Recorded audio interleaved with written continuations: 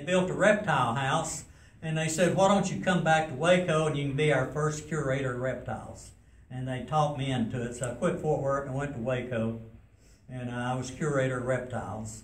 And stayed there for, I don't know, 2 or 3 years. And all the jobs and all the zoos I worked in, I love having fun. I laugh a lot and I cut up and have fun. Well, we got a call in from some fish biologists in Huntsville, Texas, and there was a place called the Beedi Swamp that was going down because of a drought.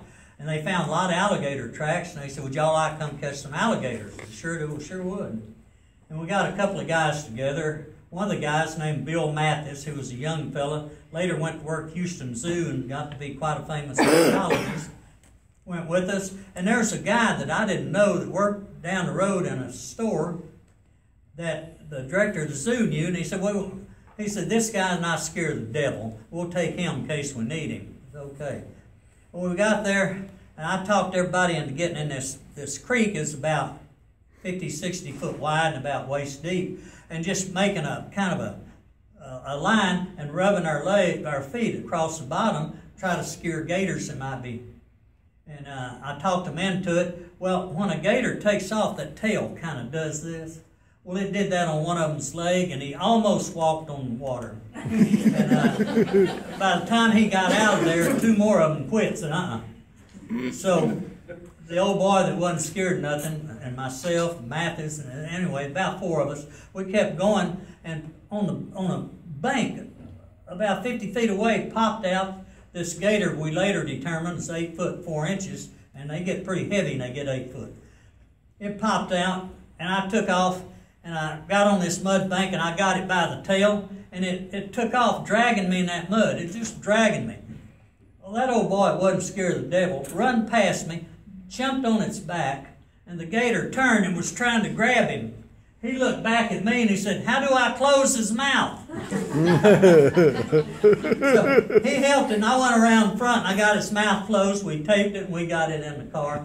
We called him and several others.